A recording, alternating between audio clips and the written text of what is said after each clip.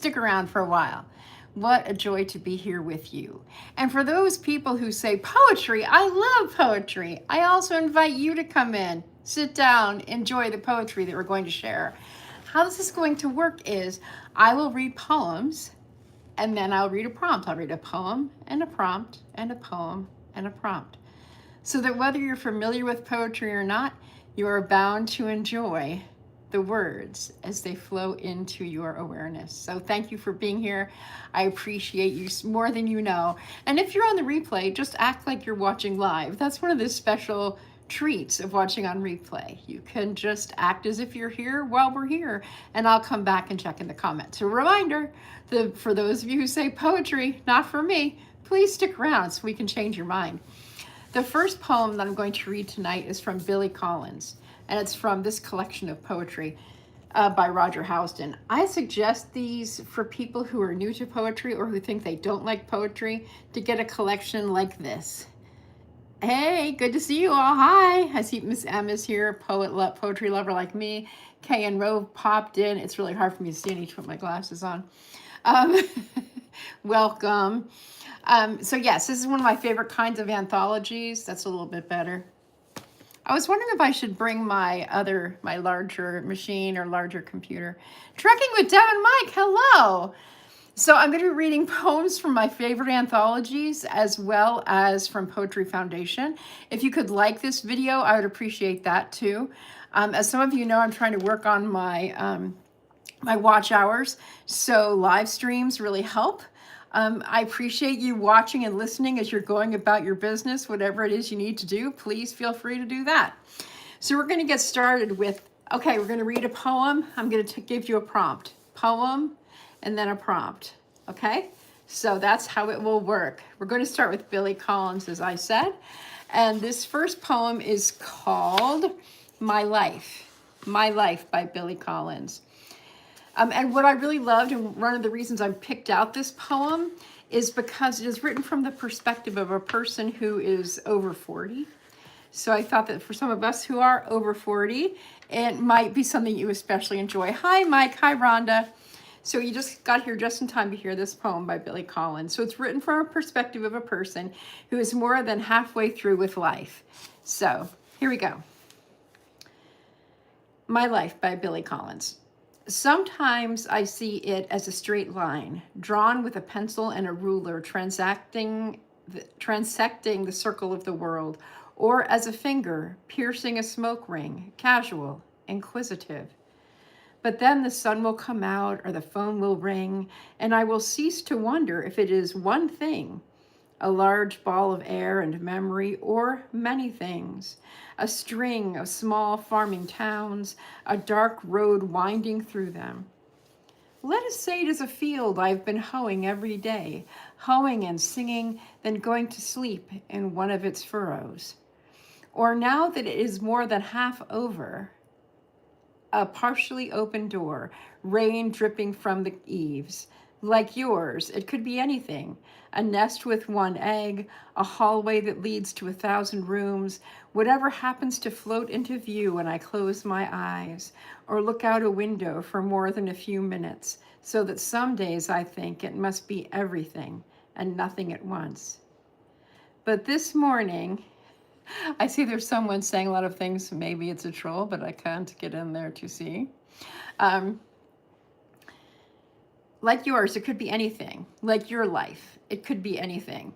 A nest with one egg, a hallway that leads to 1,000 rooms, whatever happens to float into view when I close my eyes or look out a window for more than a few minutes, so that some days I think it must be everything and nothing at once. But this morning, sitting up in bed, wearing my black sweater and my glasses, the curtains drawn and the windows up, I am a lake. My poem is an empty boat, and my life is a breeze that blows through the whole scene, stirring everything it touches.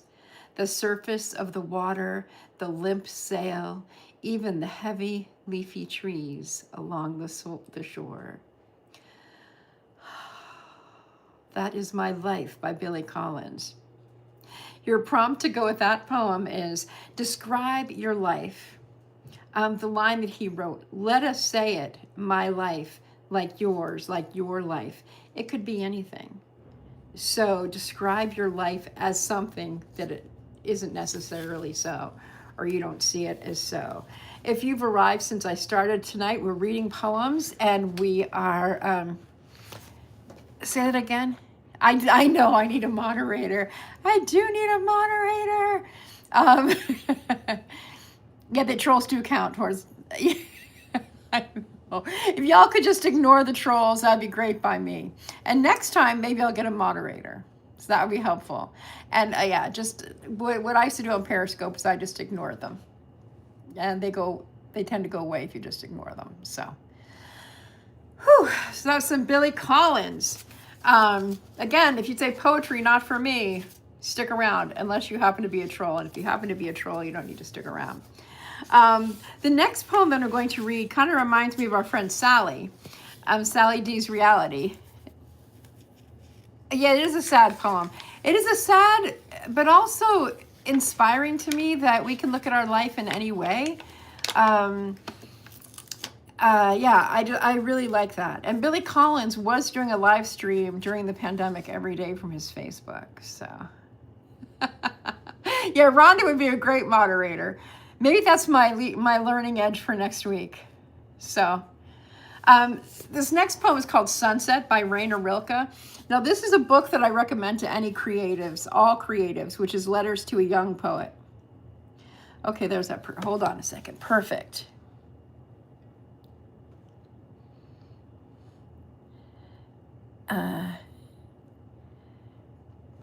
Okay. All right, so now I see how to be a moderator. Oh no, I timed out the wrong person. Hold on a second. Hold on a second. I was leaning over. Here we go. Okay, we got rid of. Now, how do I pull some? How do I get someone back? Because I accidentally put the wrong person in timeout. How do I get them back? I feel terrible. I put Miss M in timeout and I didn't mean to. So if any of you know how to do that, if you could tell me, I would appreciate it. Only me. Okay, you blocked him. Okay, let me see just one more thing. I have to stand up again. Okay, hang on. Can I get her back? Oh, okay, that's fine. That's fine. Can I get Miss M back? Hi, Abby. Okay, I'll see if I can figure that out. Okay. Oh man, I feel terrible. Hi, everyone. I can't figure out how to get Miss M back. Oh, I wish I could, because I was so happy she's here, because she wasn't feeling good, and she loves poetry, so she's so very welcome here. Anyway, all right, so next time I have to get a moderator. Oh man, I need to get a moderator because now it's bothering me. And I said, hey, can I get you to moderate? Let's see. Let's see if I can figure that out.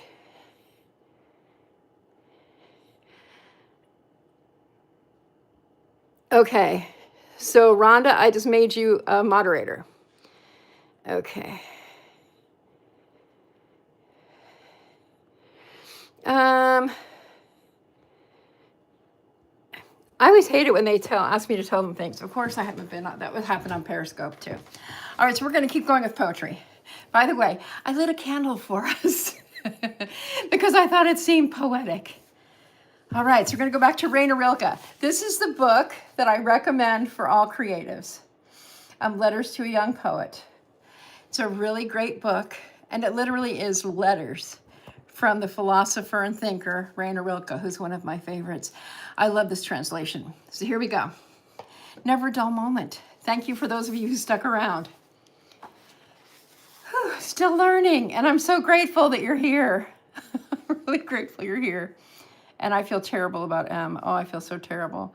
If anybody sees her soon, if you'll tell her, I apologize. I pressed the wrong button. Okay. Sunset. Slowly, the west reaches for clothes of new colors, which it passes to a row of ancient trees. You look, and soon these two worlds both leave you. One part climbs toward heaven, one sinks to earth, leaving you, not really belonging to either. Not so hopelessly dark as that house that is silent, not so unswervingly given to the eternal as that thing that turns to a star each night and climbs, leaving you. It is impossible to untangle the threads. Your own life, timid and standing high and growing, so that sometimes blocked in, sometimes reaching out. One moment your life is a stone in you, and the next a star. That's Sunset by Rainer Rilke, translated by Robert Bly. That would be a really nice one. I don't know if you saw Sally's video of Sunset earlier. Let's see. Okay, there we go. Whew. By the way, I meant to say, but I didn't yet, to say, if there's any lines of the particular poem that you really like, if you want to put that in the comments too, anything like that is welcome. It always makes me happy to know that people are enjoying. And if you, that's not a requirement naturally, but if you have something that's particularly striking to you, it would be wonderful to hear that. Okay, we're going to go next to a poem that some of you may recognize. It's a poem by Lord Byron, who was one of the great romantics. He was quite, I often think that he is, whoever the current heartthrob is, like I don't even know who the current heartthrob is, but for any heartthrobby person, that's who Lord Byron was, like the Beatles in the 19th century. And this poem is called She Walks in Beauty. And in case you don't recognize it or you don't know it by the name, you might recognize it when you hear it. I was in a play, I was in Sense and Sensibility. I played the mother, Mrs. Dashwood. I can do a pretty good British accent. I won't do it now. Thank you, thank you, Ro. It's okay, Sally. I just did a sunset poem in your honor. I don't know if you heard it. But thank you, Ro, for enjoying the Billy Collins poem. He's really good, former poet laureate, and an amazing human. All right, She Walks in Beauty by Lord Byron. It's so romantic. She walks in beauty like the night of cloudless climes and starry skies, and all that's best of dark and bright meet in her aspect and her eyes, thus mellowed that tender light which heaven to gaudy day denies. One shade the more, one ray the less, had half impaired the nameless grace which waves in every raven tress, or softly lightens o'er her face where thoughts serenely sweet express how pure, how dear their dwelling place. And on that cheek and o'er that brow, so soft, so calm, yet eloquent, the smile that win, the tints that glow, but tell of days and goodness spent, a mind at peace with all below, a heart whose love is innocent. What a romantic Lord Byron was. His name was actually George. And he is the father of Ada Lovelace, who was one of the first builders of computers. The Ada programming language, if you're a computer nerd, the Ada programming language is named after her. So if you're playing trivia soon, and the question is, what poet's daughter had a computer program now named after her, you can say Ada Lovelace. Ada Lovelace truly taught us that in her live stream. Okay, so here's your prompt for this one. Blank, so there's blanks. It's a fill in the blank one. Blank walks in blank like the blank. That's kind of fun. I think that's fun because the opening line of this poem is, she walks in beauty like the night. You could have I'm going to make up some, I don't want to use any names of anyone in here because I don't want anyone to be left out, but I was thinking of some people who are in this room. So I'll make up some names. I'll say, Marlena walks in gracefulness like the ballerina. Marlena's my granddaughter. But you could say, Julie walks in clumsiness like the clown, because I am clumsy sometimes. So that's kind of a fun prompt to go with, less serious than, say, the earlier poem that we read by Billy Collins. Okay, so I'm going to read what is on my next on my list. We're going to go to Ada Limon. And Ada Limon was our poet laureate, our last poet laureate. She's amazing. This is one of her more recent collections. And this poem, thank you for all sticking around. I'm hoping that you're enjoying the poetry. And I'm really grateful to you for helping me to add to my watch hours.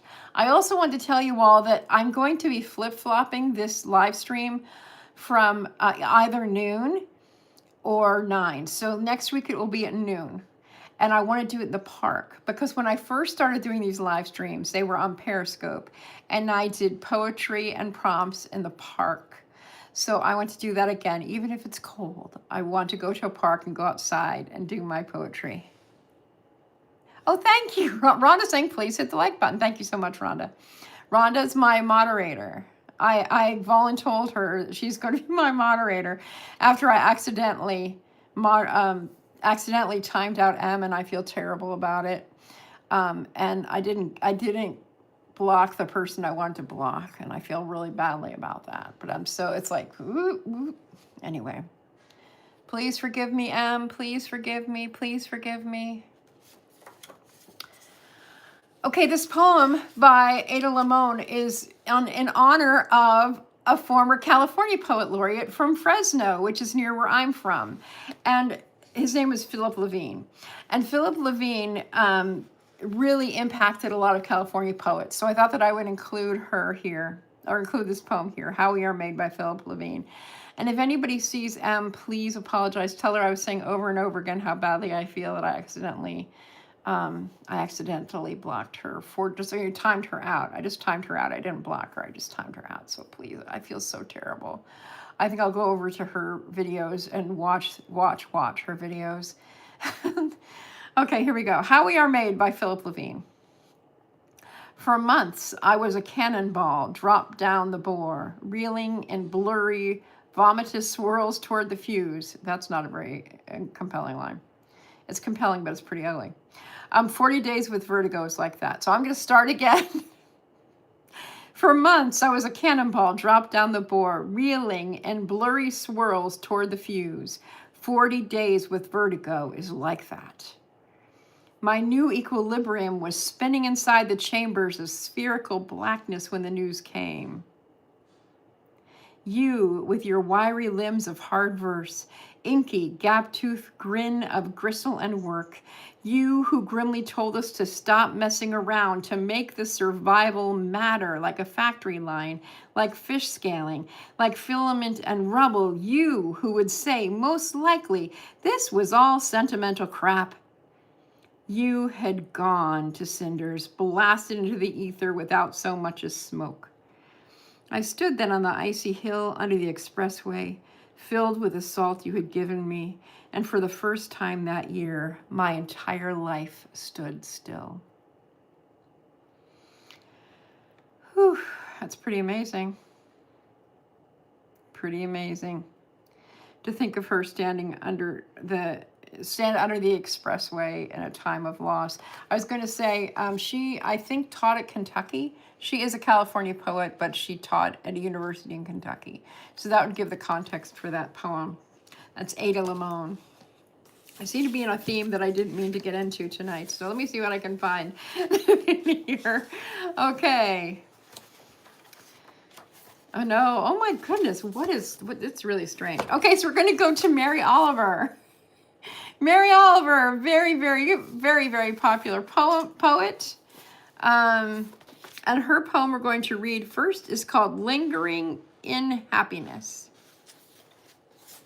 I could just read her for the rest of the night. She's so good. And this is her book, Devotions. Devotions. Okay. Lingering in happiness. After rain, after many days without rain, it stays cool, private and cleansed, under the trees and the dampness there. Married now to gravity, falls branch to branch, leaf to leaf, down to the ground, where it will disappear. But not, of course, vanish, except to our eyes. The roots of the oaks will have their share, and the white threads of the grasses and the cushion of moss. A few drops, round as pearls, will enter the mole's tunnel. And soon, so many small stones, buried for 1,000 years, will feel themselves being touched. You like Mary Oliver? Do you have any particular poem you'd like me to read? Trekking with Deb and Mike, do you have a particular... How about this one? This is very much a... Okay. When I am among the trees. When I am among the trees. This is one of her famous ones. Oh, yes, yes. Wait for the last stanza, you all. This is for you. Here we go. When I am among the trees, especially the willows and the honey locust, especially the beech, the oaks, and the pines, they give off such hints of gladness. I would almost say that they save me, and daily. I am so distant from the hope of myself, in which I have goodness and discernment, and never hurry through the world, but walk slowly and bow often. Around me, the trees stir in their leaves and call out, "Stay a while." The light flows from their branches. And they call again. It's simple, they say. And you too have come into the world to do this, to go easy, to be filled with light and to shine.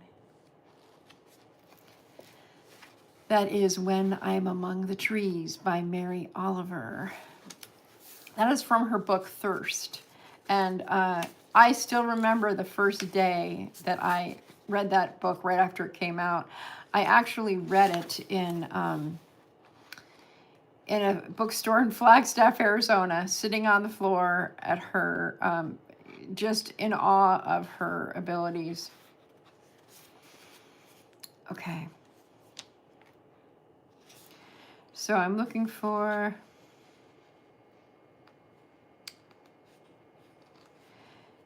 Okay, let me look here. Okay, you can tell this is Julie's book. There is literally, and it went away, of course. There is a leaf just stuck in the book. There it is. Just there, just a leaf. Just, you know, doesn't everybody just put leaves in the middle of their books? Okay, so that tells me I'm supposed to read Don't Hesitate. Don't hesitate. Thank all 10 of you who are here. I'm so grateful that you're here to hear these poems. We are reading a poem by Mary Oliver out of her book, Devotions. If you haven't liked this video, this live, I would appreciate it. If you're on replay and you've gotten this far, bless your heart. Thank you for being here. So this poem's called Don't Hesitate. If you suddenly and unexpectedly feel joy, don't hesitate. Give into it. There are plenty of lives and whole towns destroyed or about to be. We are not wise and not very often kind, and much can never be redeemed. Still, life has some possibility left. Perhaps this is its way of fighting back, that sometimes something happens better than all the riches or power in the world. It could be anything. But very likely you notice it in the instant when love begins. Anyway, that's often the case. Anyway, whatever it is, don't be afraid of its plenty. Joy is not made to be a crumb. Joy is not made to be a crumb. So your prompt for that is to write about joy. to write about joy. Okay, I'm thinking Why I Wake Early. Those are some of my favorites. So this is a collection of poems. It's like she's written so many poetry books. And these are selected poems that come from her, from all of her others. So I have many of these books. Okay, so let's see what that is. I've never read this one. So this is new. This is new for me. A new Mary Oliver poem. Okay. And actually, a client of mine, one of my life coaching clients, introduced me to Mary Oliver. This is very close, very short, and then I will recite one Mary Oliver poem I know by heart. This is called 3 Things to Remember. Are you ready?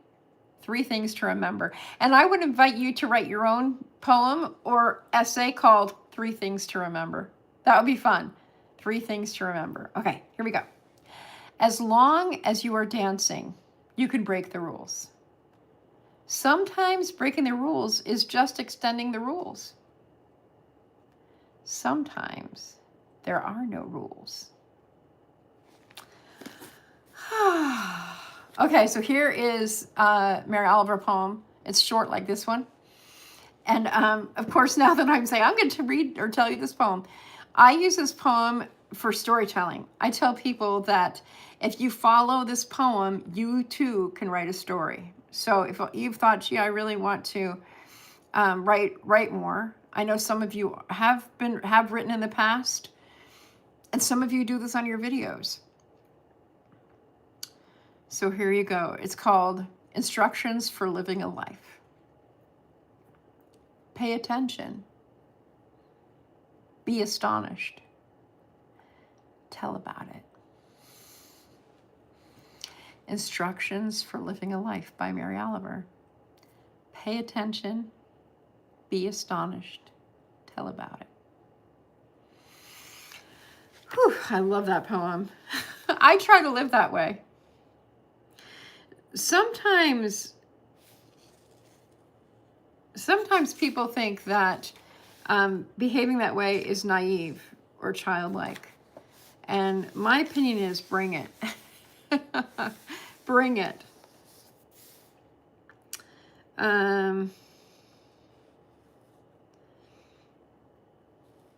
Okay, so we're going to go to a poem called On Thy Wondrous Works I Will Meditate from Psalm 145, or inspired by Psalm 135.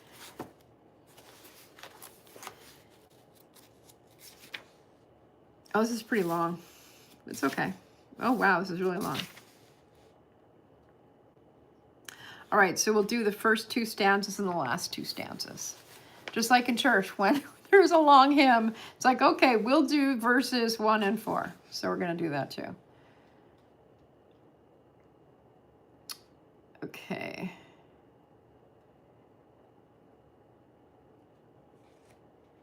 All right. I'm trying to find, there's one of her poems that is so popular, but I don't know the title. Okay, here we go. On wondrous works I will meditate. All day up and down the shore, the fine points of waves keep on tapping whatever is there. Scatter of broken clams, empty jingles, old oyster shells thick and castellated that held once the pale jewel of their bodies. Such sweet tongue and juice. And who do you think you are sauntering along 5 feet up in the air? The ocean, a blue fire around your ankles, the sun on your face, on your shoulders, its golden mouth whispering, or so it seems, you.